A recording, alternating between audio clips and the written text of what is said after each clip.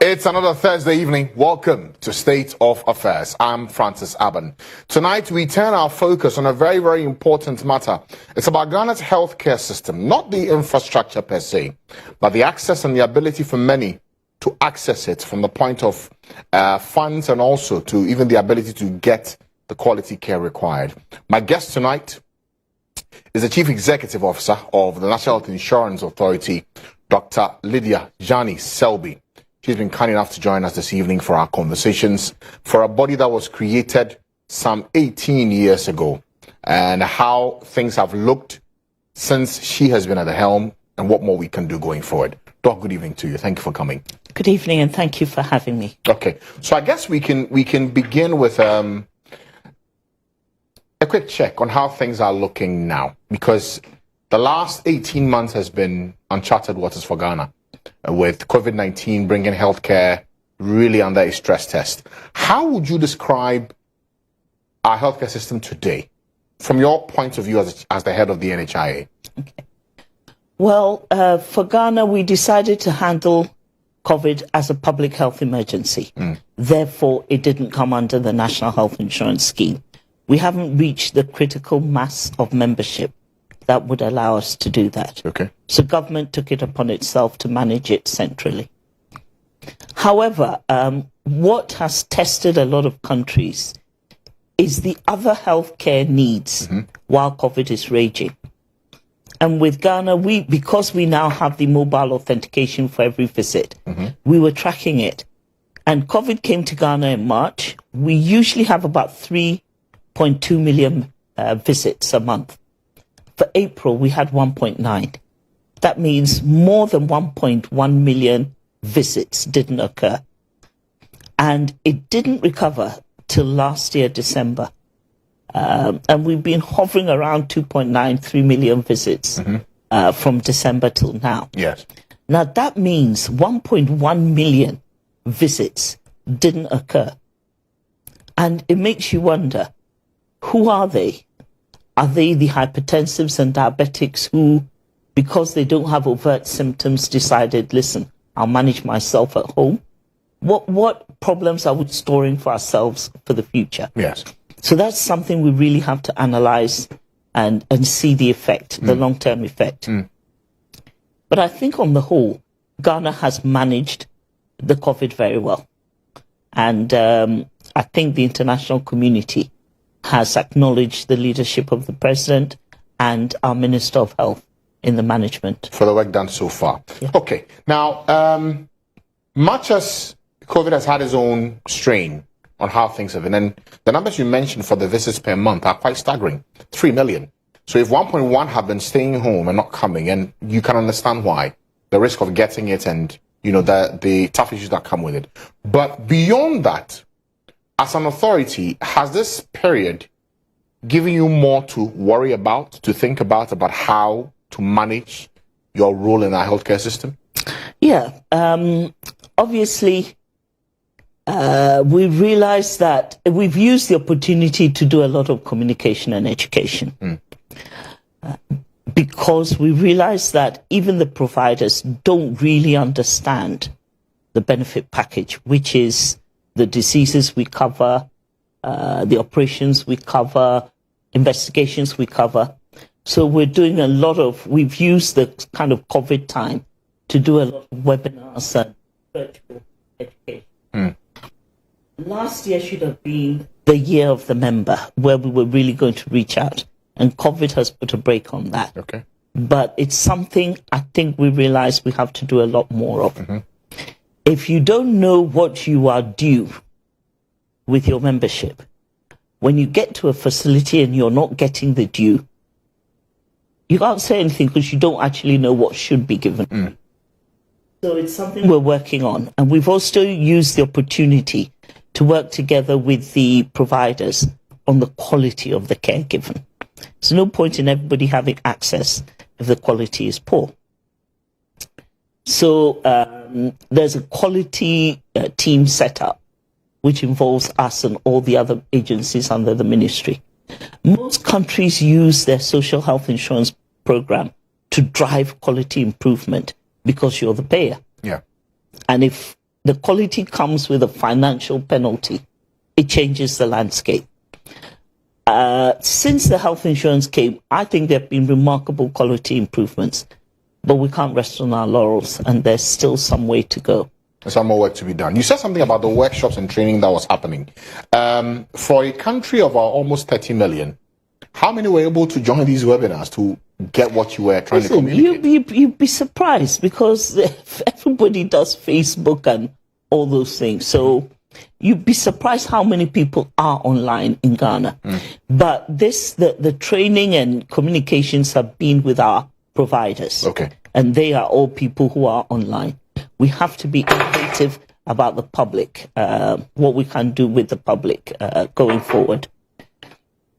Okay. I guess we can now look to how things are for the NHIA, or let's say the scheme first. The scheme. How would you describe its health? And I ask the health because often when talk of the scheme comes up, the first question that comes up is arrears for those who are providing the service at the facilities, how far we've done with those payments, how are we sustaining the scheme for all these years? How are things looking from that perspective? The scheme is sustainable. It is financially sustainable. We have recently done an actuarial model, and thanks to our development partners, an ILO fellow came this year to update it based on COVID data, COVID financial data of the country. And yes, we are still sustainable up to 2035, which is how long the model goes. It obviously depends on the decisions we take as a country.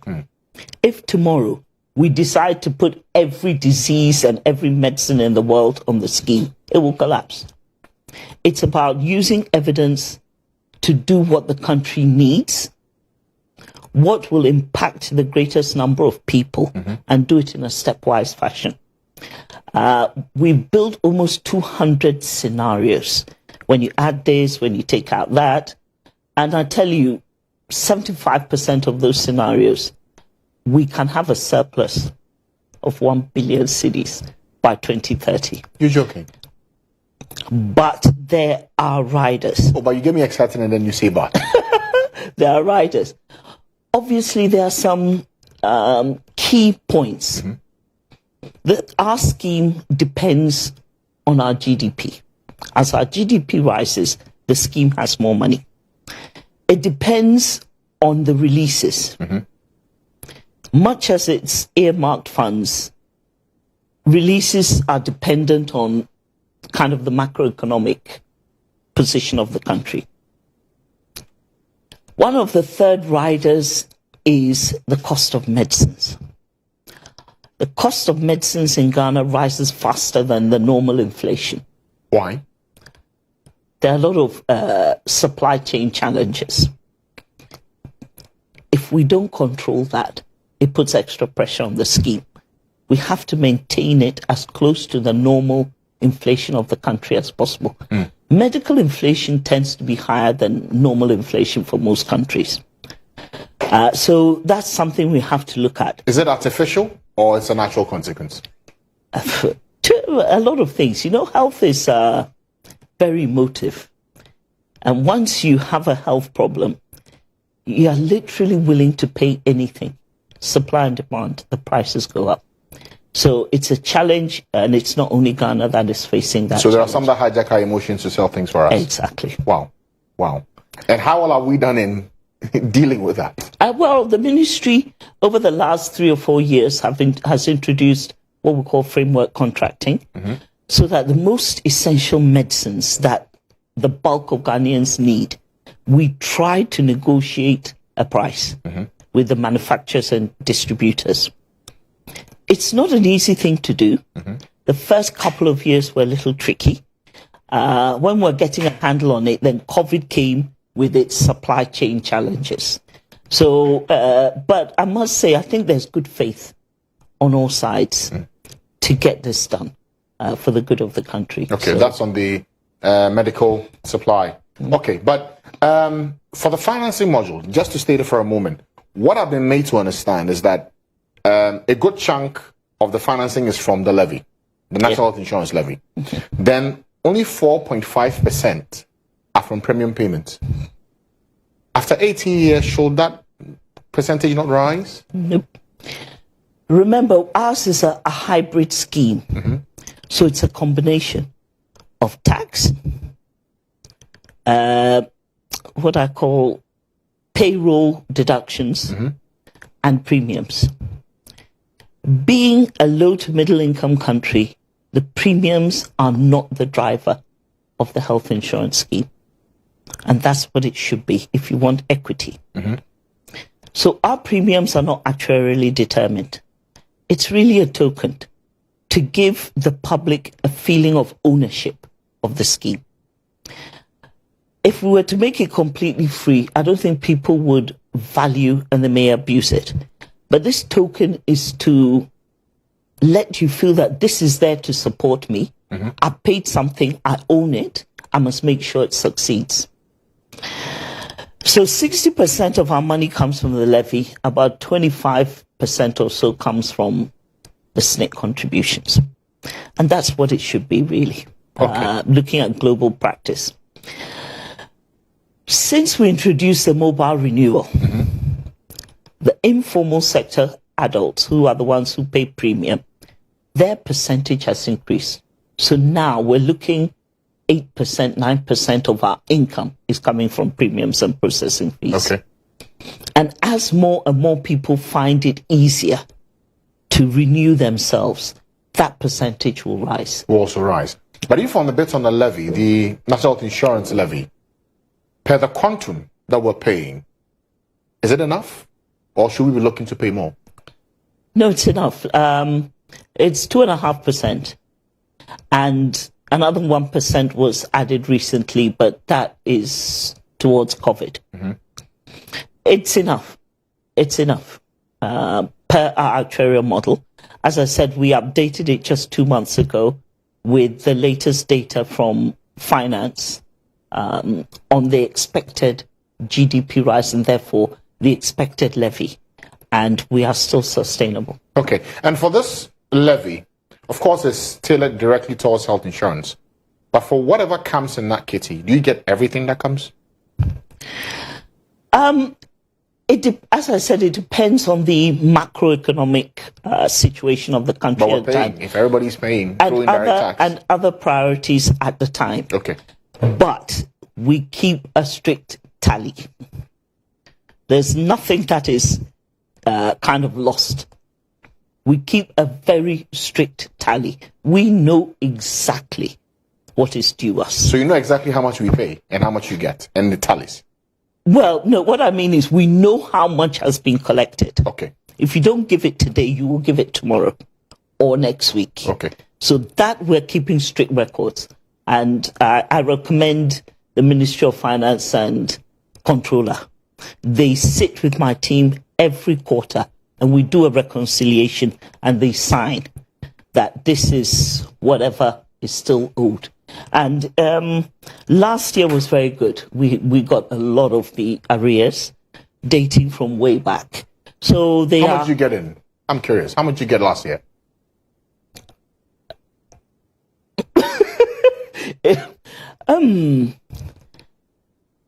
Probably around 1.9 billion. Cedis? Yeah. Okay. Ordinarily, how much were you getting on average per year?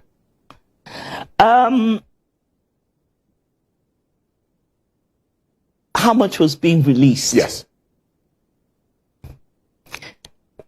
1.4, 1.5. So it went up somewhat? Yeah. Last year? Yes. I see. Very much so. I see. You haven't heard any providers complaining because we're really rapidly catching up with that. With the arrears payment? Yes, but what we need to talk about is, you see... Okay, well, let me just finish on this and then we'll go back. So, still staying on the cash. That quantum is coming and that's great. But in terms of how we keep track and improve, okay, maybe I just have to look at this once again. So in terms of monies that are coming in, it's increased somewhat. How do we get more to make it better? And I ask this question because your predecessor, I recall, I spoke to just before he exited. And at the time, he was talking about how we should look to refinance the National Health Insurance Scheme. There was a matter of syntax that came up. It's fizzled out. I've heard little to nothing about it. Is it that model? We should leave it? It's fine? We're good? What I would like to say, we got our actuaries to look at some of these syntaxes. Either we don't sin, or we don't sin officially. What does that mean? If you want to tax smoking, Yes. people don't smoke officially. What are you taxing? But they're buying the smokes. That's why I said officially. Yes.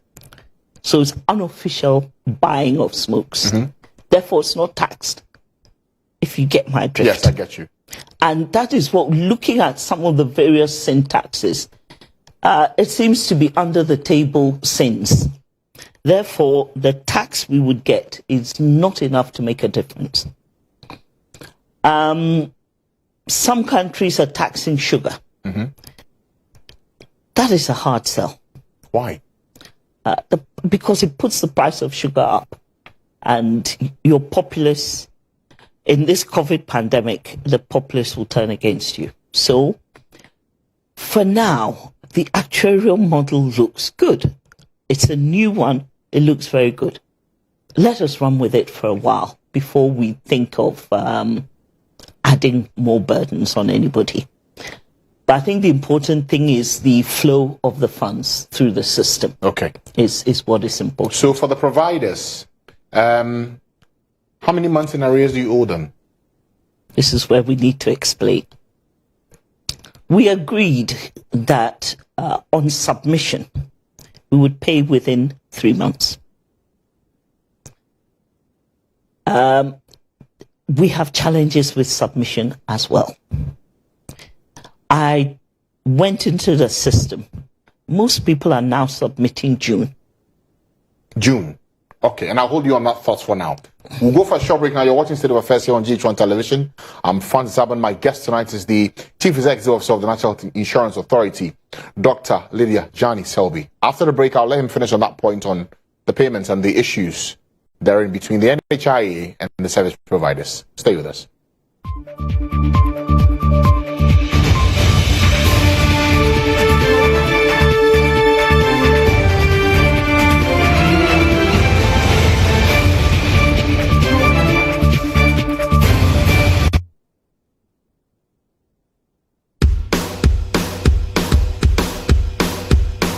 Pack up your day with your favorite packed milk and choco biscuit, now in exciting new packaging. You gotta have a smile.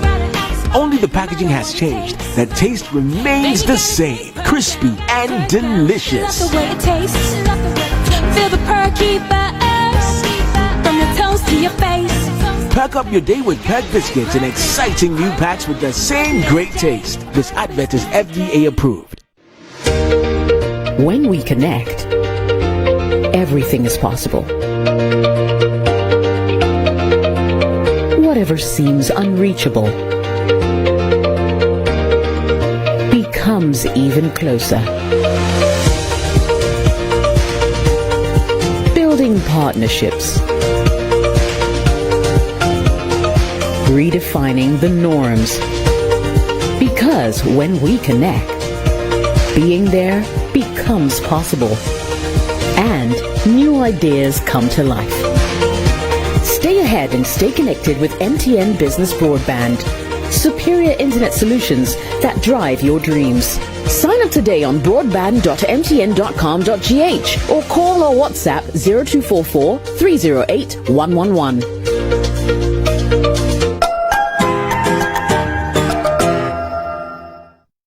For many years of serving the world with herbal and alternative medicine, a combination of homeopathy, naturopathy, reflexology, and many more, we've been successful in treating many complicated conditions. We deliver excellent and effective services to people from all walks of life through scientific and traditional means using electronic pulse machine, serogen bed, circulation devices, physiotherapy, massage, and many others. We have a well-equipped laboratory with advanced diagnostic and treatment devices to help detect your illness so we know the right medications to be given. I had a serious cough for 7 times. I sent my spade to South Africa for tests. Nothing was found. I came to Dr. Amin. Within 5 days, I was healed. Our zeal and passion to save lives and outstanding years of achievement have won us several awards like the American Black History Honors, Master Practitioner of the Decade, amongst others. This is why we say, go Herbal, go Amen. Amen Scientific Herbal and Alternative Medical Hospital. Allahu Shafi, God is the healer.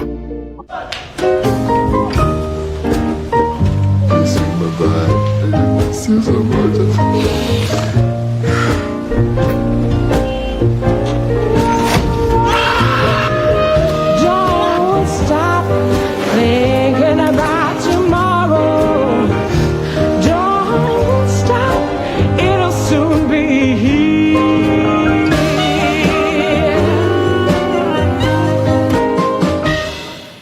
I have a song I'd love to share with you today. Come on and sing along. Look what I'm doing, do it just like me. Look what I'm doing, spin around with me. Look what I'm doing.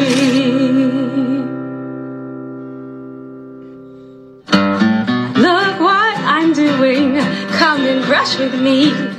Come and brush with me. Alomo bitters. If you do me no chini, that's so you authentic. Anio, and you ain't tribute. Alomo, ya. Mbroma yenchi yemie. Midi akimpa kwesha alomo ya. Chami alomo na usisenkra. Ya konu say ya. Ya yenu say ya. Ya konu say ya. Ya konu say ya. Ya konu say ya. Alomo ya. Mbroma yenchi yemie. Alomo Bitters, 20 years, the camera packroji. Num Yansem, one Toma Nipa winning feed watch it, and Sessa Pimphonum. FD, if you say Jadian Crap to Imagiatum say, yeah. Alomo, authentically African. But you also feel na color bay. Are you blue or not so white? Are you blue? Blue. I see blue. I see blue. But you, if you blue, I say about sugar crab. Yeah. But your blue house we are Minty.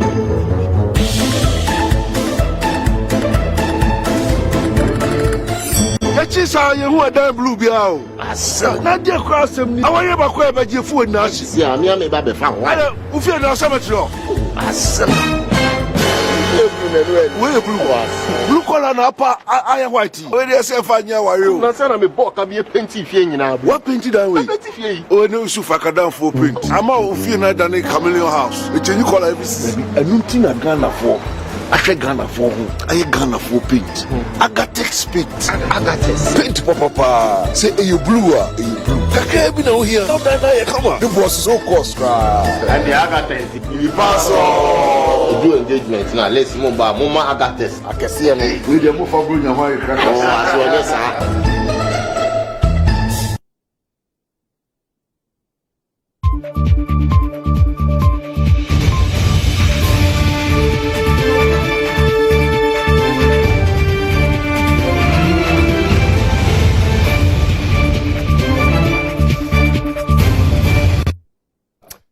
Thanks for staying with us. You're watching State of Affairs here on GHOne Television. I'm Francis Aben. My guest tonight is the Chief Executive Officer for the National Health Insurance Authority, Dr. Lydia Dsane-Selby. Before the break, we were talking about the payments for the service providers by the NHIA and what the issues have been.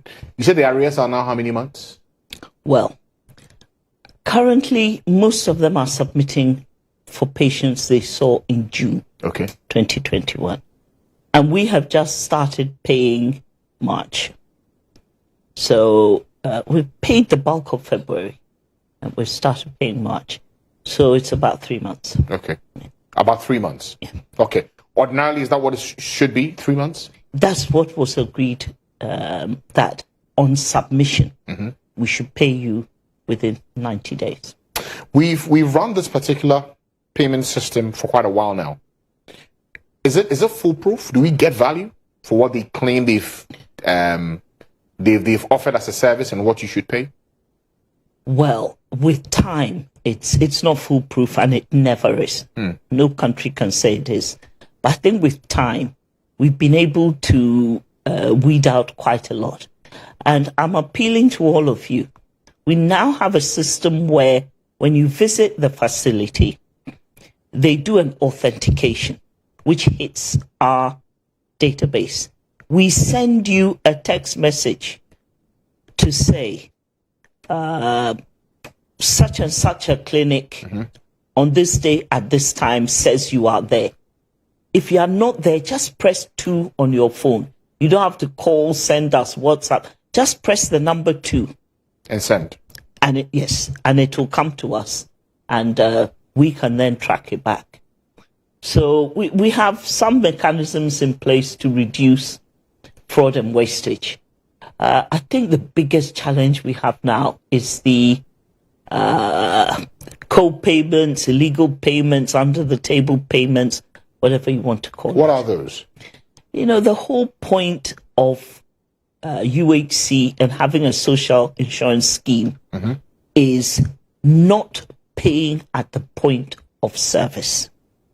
That is key to UHC. Whatever payments have been done ahead of time through your premiums or whatever, at the point you need it, you should not be asked for money. And each time that happens, we have failed the people of Ghana. But that happens often. It is now happening quite a lot, and it's something we are determined to stamp out. What is causing that? Because every time there's a threat of cash and carry, the refrain you hear is monies have not been paid, so they have to find a way around it. Well, at the moment, monies are being paid.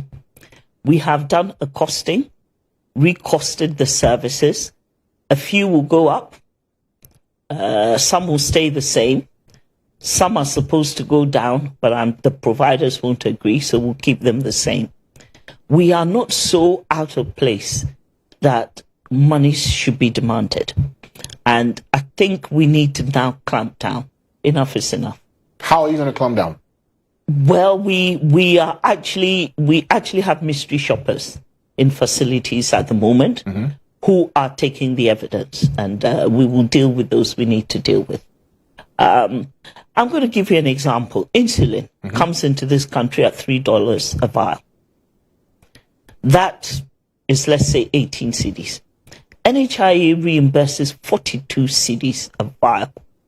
You cannot tell me that all of this is taxes or there's something very wrong. Wait, 18 cedis to 42 cedis. We reimburse at 42 cedis. Why? Because that is the price we agreed with the manufacturers. With the hospitals and clinics. Yet still, patients are asked to top up. That, for me, is a challenge. We have given you all the markups, add the taxes, add the markups. I'm particularly pained about the insulin because it is such an important drug. Diabetics.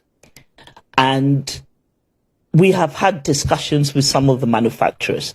What is the problem? That from $3, we reimburse at 42 cedis, and a patient is still asked to top up. There's something wrong with our system. And these are some of the areas we need to address.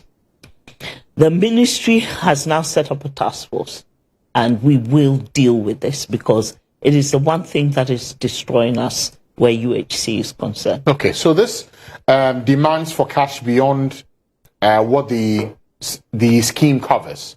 I'm sure there are many who are watching us tonight who can share varied experiences on this. So is there a reporting mechanism when it happens? What are the options for people? Insist on a receipt. Insist on a receipt because that is the evidence they've taken the money. And bring it to us. We have a call center. The short code is 6447. It's 05444 6447. Okay.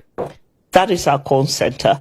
They will respond to you in 7 different languages and tell them what has happened, and then we'll they will pass it on to our field agents to follow up. Okay, let's take a moment to talk about what the scheme actually covers, because a lot of the time I've had people who come back from the hospital and say, I went with my card, I was made to pay for things that they thought that they should not be paying for. So help us with some education tonight. For someone who's holding the NHIS card, who goes to the hospital for care, what does it cover? What does it not cover? It covers outpatients, inpatients, certain surgeries, investigations, medicines, whatever. We have actually checked it up. There are 429 operations and diagnoses that it covers. 191 investigations that it covers. We have 532 formulations on our medicines list that it covers. There are some that are never even used. But when we're talking to the experts, they figured there are illnesses in Ghana that may need this. So when they say it doesn't cover, it actually hurts a lot. And we need to educate the public a lot more so that they can stand up for their rights. Some of the challenges we have is if you are a patient and you walk to a tertiary facility without being referred, they will take money from you because you shouldn't do that. You should go to a clinic, a health center, a CHIPS compound, and let them assess you. If you need specialist care, they'll refer you. So we all need to know how to handle ourselves. But you see, the truth also is that a lot of people don't know where they go to when they have certain conditions for care. Thus, many go to what they know. Exactly. For instance, here in Accra, somebody's feeling unwell, feverish. First thing they'll rush them to either Reg or Kolibu. Shouldn't be unless it's an emergency. You really should. There are enough facilities in Accra, Kumasi, Takoradi. Now, thanks to the health insurance, there are clinics virtually everywhere in Ghana. We have 4,444 credentialed facilities that take NHIS cards across the country. So you really need to go to a lower level facility to be assessed.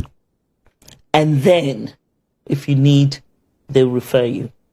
My colleague at Ghana Health Service, Dr. Patrick Kumar-Boaji, he's setting up these network of practices so that when you go to the first one, they alert those higher up so that it's a whole network of practice to make sure you get the best possible care without you having to rush to the top. And we think that will, to give you a continuum of quality care. As you are being cared for, somebody is supervising from the top. You don't have to go too far from your home. And that is the way to go. I would advise everybody to find a primary health care provider. That is a health center, clinic, primary hospital, CHIPS compound that knows you well and go there all the time.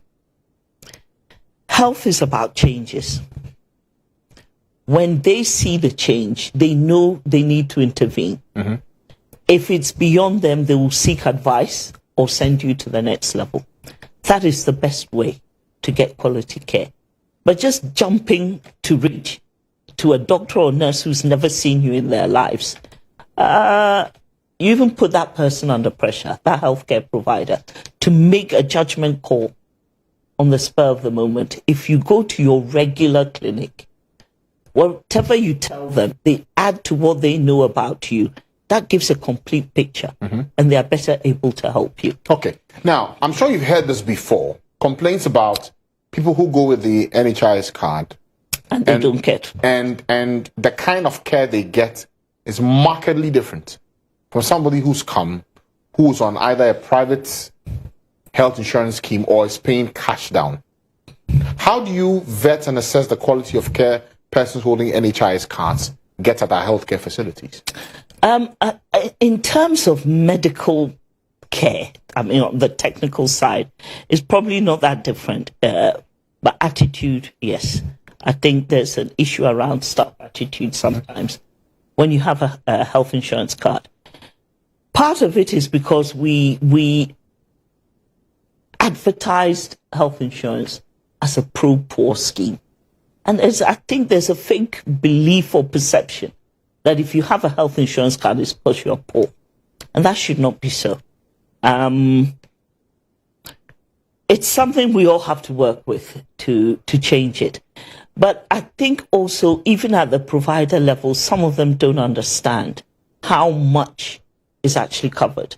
So we're doing a series of webinars with the health providers, but you hear things like, I have to pay for the folder, 5 cedis.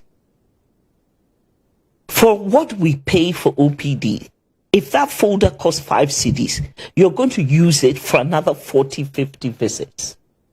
Why should you pay 5 cedis each time for your folder to be brought? When you think about it, it's kind of daylight robbery. And it's something that needs to be looked at. So when you have conversations with Dr. Patrick Umabuaji, who a lot of these facilities are under his ambit, what does he tell you about how these things are being dealt with? No, he is now. That's why I say we have a joint task force and we're working on it. So if anybody goes and gets this kind of quote-unquote discriminatory treatment because he's holding the NHIS card, there's a means to address it? There's a means to. You can call our call center. That's what I said. We will respond to you 7 different languages. And the complaints are dealt with speedily? Yes, and we are, and yes. Now we are working together and supervised by the ministry. So things are getting better. Okay. But we have a way to go. Okay. Let's talk a bit now about the benefits payments. How's it looking now? Well, as I said, we are paying much. So we are on track. This year, we have paid 678 million to providers so far this year for claims. The public has had the largest share, public facilities, 51%, private, 28%. The privates have had about 195 million, the mission about 128 million. And the public's 347 million. This is valuable injections of cash into the health sector. We also pay part of the public health expenditure of the Ministry of Health. So vaccines, polio, measles, and all that comes out of the fund as well. Anti-snake serum, some tuberculosis drugs, some mental health drugs, some HIV testing kits. So there's a public health component, 10% of what we get goes into all that. And then the rest goes to pay claims. Okay. I'm sure you've also heard this before about and educate me, because I'm sure many are watching tonight and will need clarity. When you go to a facility for care and you're giving a prescription and you go with your card to go get the medicine, does the scheme have a certain grade or quality of medication that is given? Every medicine in the country should be FDA approved and of equal quality. Sure. Now, the law says we should write or we should deal with generic names. You cannot promote a particular brand. So when we write amoxicillin and clavulanic acid, the one most people know is amoxiclav. You can't write amoxiclav. You have to write, because that belongs to a particular company. So you write amoxicillin and clavulanic acid, which is the generic name. Yeah. Now the hospital or the pharmacy can give you any company's brand of that particular drug. But you hear the nurses and doctors also tell you that this quality is best for your patient.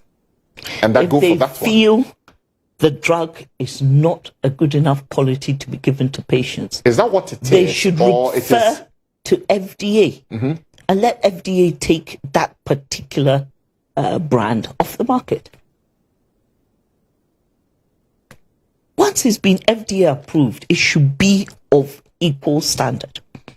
people like innovator brands. Maybe some people like Ferraris and some people like Toyotas. It still gets you from A to B. But it's about care and the speed with which the medication will work, isn't it? It shouldn't be. Once it's FDA approved, it should have the standard ingredients. Yes, ingredients, that's true. But Dr. Selby, yeah, I'm sure you will also agree with me that some medications work quicker than others. Even if it's the same amoxiclav. It depends on the dose. As an example. No, I think it depends on the dose. I rarely buy branded medicines. Why? Because I think if somebody is going to fake a drug, they are likely to fake the branded one than the generic one. Oh. So I tend to buy generics. But that's a personal thing. Okay. Yeah, there are substandard drugs on the market. And maybe the doctors and nurses know which ones are not at par. But we would be doing the country a great deal of good by reporting to the FDA to have those drugs taken off the market rather than play these games.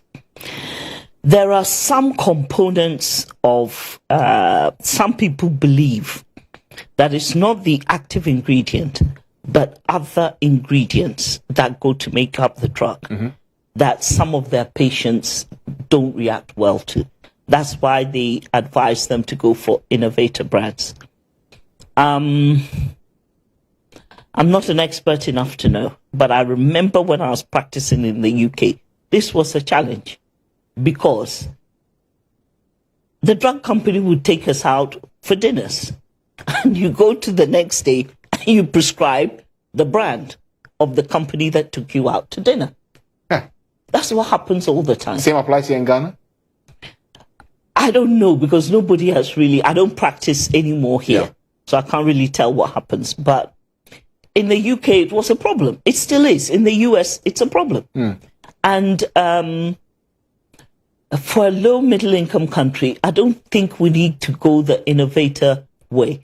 That being said, we do have a few branded drugs on our list just because the generic version is not yet out. There's a part 2 to this that we will look at. You're watching State of Affairs here on GHOne Television. I'm Francis Aben. My guest tonight is Dr. Lydia Dsane-Selby, the Chief Executive Officer of the National Health Insurance Authority. After the break, we'll look at another part to do with the medicine list and then look to how what we're doing in collectively helping to make the scheme better than it is today.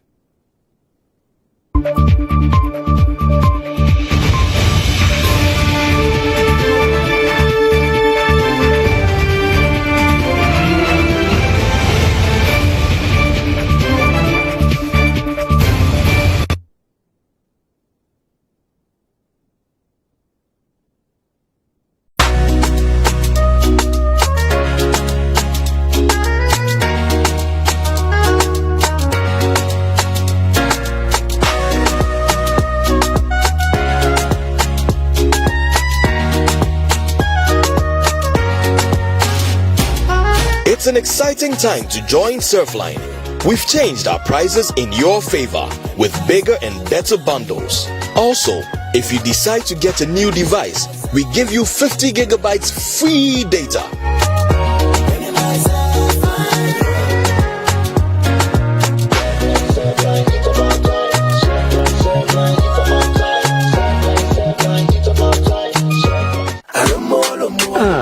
Alomobites. If you do me no chini, that's so you're authentic. Anio, any tribute. Alomo, ya, Mbrama Yanchi, and here. Maybe I can pack with you, Alomo, ya, Chami Alomo, now it's the yeah, couldn't say yeah, you don't say yeah, couldn't say yeah, couldn't say yeah, couldn't say Alomo, ya, Mbrama Yanchi, and here.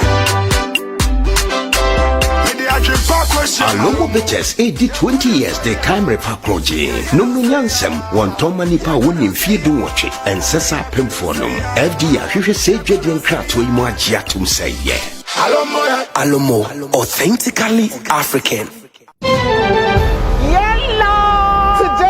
have a very big surprise for all of you. You get a sonata. You get a sonata. You get a sonata. Who's so open a sonata if you want it? You get a sonata. Sonata. You get a sonata. You get a sonata. And you can get a sonata too. Everyone's excited about the MTN Act 25 promo. Just keep using your MTN number and talk, text, browse, and more to gain points, and you could win one of 25 Hyundai Sonata vehicles and cash prizes each month in the MTN Act 25 promo. Dial *156# today and begin your journey to win big. Hey, man, try. Only on MTN, everywhere you go. Terms and conditions apply. I have a song I'd love to share with you today. Come on and sing along. Look what I'm doing. Do it just like me. Look what I'm doing. Spin around with me. Look what I'm doing.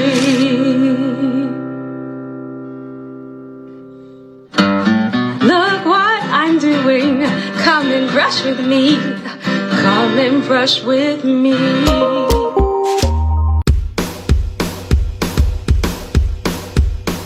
Pack up your day with your favorite packed milk and choco biscuit, now in exciting new packaging. You gotta have a smile. Only the packaging has changed. The taste remains the same. Crispy and delicious. Love the way it tastes. Feel the perky buzz from your toes to your face. Pack up your day with packed biscuits in exciting new packs with the same great taste. This advert is FDA approved.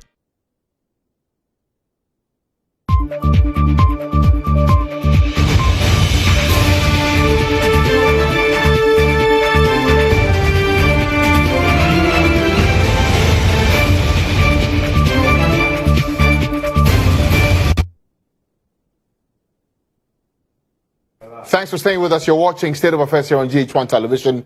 I am Francis Aban. Tonight we're discussing Ghana's healthcare system from access and the matter of cost as well, and all the issues therein from the health insurance perspective.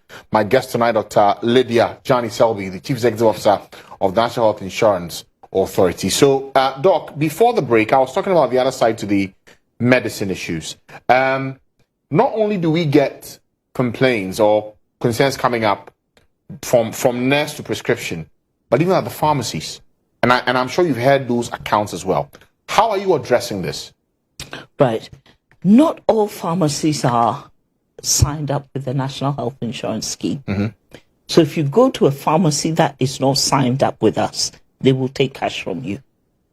You need to go to one of the credentialed pharmacists. So do all pharmacies in public hospitals take NHIS card? They have to. So, and they must. don't? Kolebu is a peculiar example. Why? We're working on them. No, I need clarity on that because a lot of people go there and they're stunned by it. What's the problem there? Kolebu, the main hospital still will not take health insurance, and we are working actively with them. What's their reason? They want their cash there and then immediately.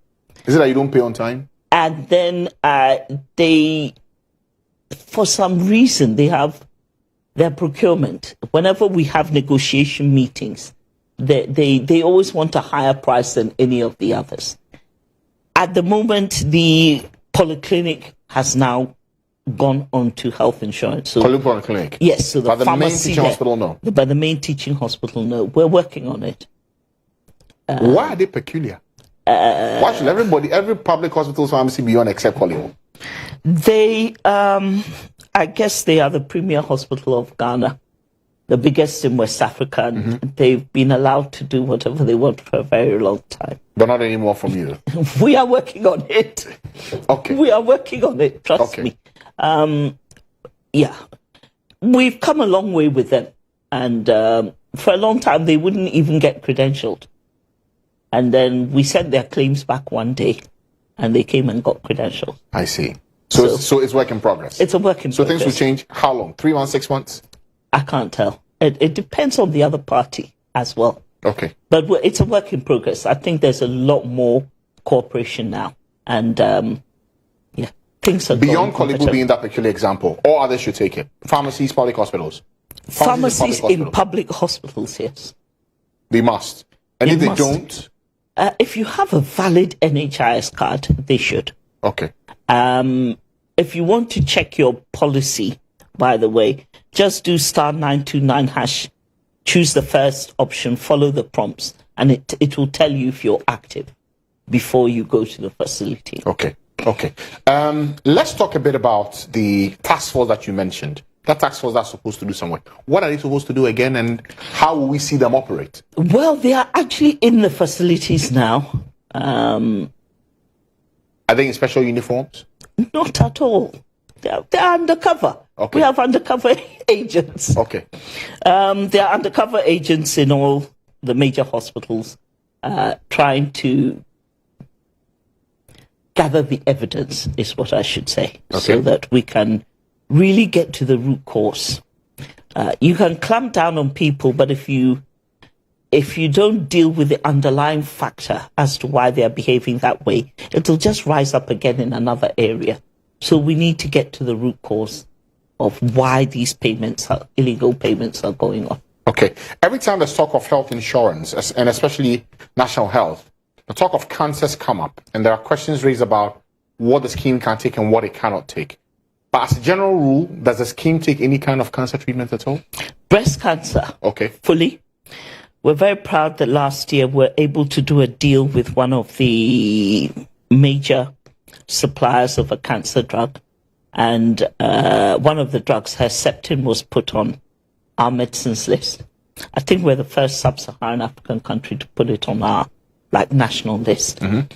And we're getting pretty good results. We're hoping to publish something around it. And what they have done is they've upgraded. At first, it was only Kolibu and Komfanochi. Cape Coast, Tamale, Ho, all 5 centers are now fully primed to deal comprehensively with breast cancer. Oh, that's good. What about childhood cancers? They seem to be on the rise now. Yes. I'm going to tell you. 2020, on the campaign trail, and out of the corner of my eye, I see a little girl run. So I told them to grab her. She's got a swelling, and they've put all these herbs and things on it. I looked and I thought, I've been out of the hospital for a while, but this is Burkitt's lymphoma. So when I speak to the grandmother, get her to Agogo Hospital. And it is. But it's not covered by health insurance. And so we all have to rally round and try to get her treated. 80% of those cancers are curable. In Ghana, we're only managing 30% cure rate. Why? Because really, financial barrier, lack of awareness. The best thing we can do is get it on the health insurance program. Is it getting on? How soon is that? NHIS week, please allow me to... No, I need an answer on this one. Then we'll go to the week. No. Allow me to build up to it. So what we are doing now is we're doing the costing. So we can have the coding, the costing, the treatment protocols, even the diagnosing protocols. We want to document all that. And I must commend Prof. Renner and others, Dr. Osetutu in Komfanochi. They are really working hard with us to really put everything in place. They estimate about 2,500 children a year. And if we can save 80% of them, that is huge. Okay. And it's something we're working on very hard to try to do. You still haven't answered my question. How soon is it coming online? Watch this space. Would it be this year? I said watch this space. I'm watching, but I'm asking. No, don't steal my thunder. Don't steal my thunder. I'm not stealing your thunder. I'm asking a very simple question. How soon will that be? Very, very soon. This year? Watch this space. That's all I'm prepared to say for now. Okay. Before we wrap up, on the NHIS week, what's it all about? What's going into it? Well, it gives us a chance to get out into the community. We will always launch something new. It will be from the 15th to the 21st of November. So the Monday, the 15th, we'll launch something new on NHIS. Something new? Yeah. But you didn't tell me. Nope. Watch this space. And then Tuesday, Wednesday, we will be out in the community everywhere. All of us leave the office, interact with the public, educate them, try to listen to what the problems and challenges are. We'll have our registration kits out in the field so people can register, renew, whatever they need. The Thursday will probably be dedicated to private health insurance because we are the regulator, not the scheme, but the regulator. So we'll bring the various parties together to talk around that. And then we'll continue for the rest of the week, sort of public engagements the whole week. So you'll see all our staff in their T-shirts in the streets. Right. Dr. Selby, that'll be how we end our conversation tonight. What's your own vision for what you want to meet the NHIA by the time you say enough, you're done? We need to achieve UHC. To achieve that, 80%... What is UHC, for those who don't know? Sorry, universal health coverage. The whole world is trying to achieve it. There are three prongs to it. One, 80% of your citizens must have access or must be members of a scheme, whatever. Currently, we are at... Currently, we're at 52.3%. Okay. The second one is 90% of the diseases should be covered. We are there already, actually. The third one is out-of-pocket payment should be less than 20%. Where are we now? The latest World Bank figures say we are 37 or so percent. People being asked to pay. That has to be eliminated. So that's what I want to achieve. It's not solely up to the NHIS, it's the whole health sector. But we believe we're the catalyst for Ghana to achieve UHC. And are you getting the buy-in from all the related agencies to make this possible? Oh, yes. Ghana has signed up to achieve this by the year 2030. But we'll get there before it. I believe in us. Before 2030? I believe we can do it. Okay. Thank you for your time. Grateful. Thank you too. Grateful. That's Dr. Lydia Dsane-Selby, the Chief Executive Officer for the National Health Insurance Authority. That'll be it for us tonight on State of Affairs. I'm Francis Aban. Up next is Duvet with Miss Nancy. Good night.